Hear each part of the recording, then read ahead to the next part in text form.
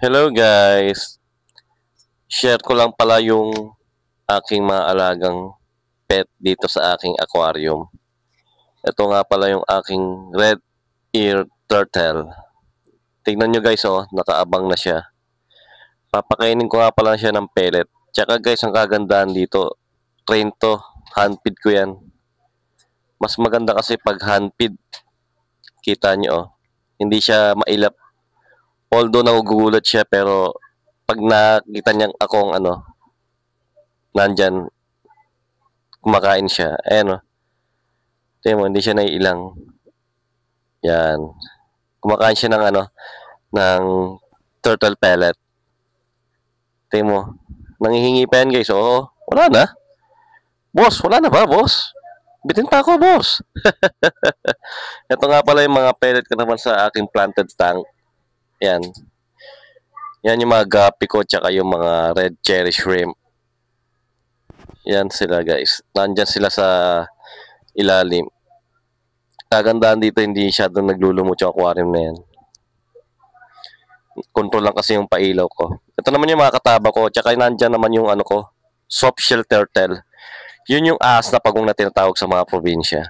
Yan, aggressive kasi yung pagong na yan. Dito nga pala yung saltwater ko. Nandyan yung African mono, archer fish, tsaka damsel, green spotted pufferfish, tsaka mga molly. Yan. Nagdi-DIY nga pala ako ng frozen food para sa soft shell ko. Kaso yan, inuunahan kagad ng mga kataba. Yan. Yan, kinakain na nga pala ng green spotted ko yung mga yan. Hindi kasi kumakain yung green spotted tsaka ng archer fish ng ng pellet. Kaya gumawa ko ng frozen food para sa kanila. Tingnan nyo guys, nilalantakan nila, oo. Oy, sarap. Oy, inagawan ni Mono. Guys, sarap na sarap sila dyan, guys. Ayan ang mga frozen foods na ginagawa ko. Gaganda niyan, guys, oh. Oh, tingnan mo kung paano sila nababaliw pag kumakain, oh. Okay. Ay, madilim. Yan, oh. Binabalik-balikan talaga nila, oh. Sarap. Kalami. Oh. Ay, goods daw, goods. Boss, sabi, boss, salamat, boss. Salamat sa pagkain, boss. Okay lang yan, mga boss. Ayan.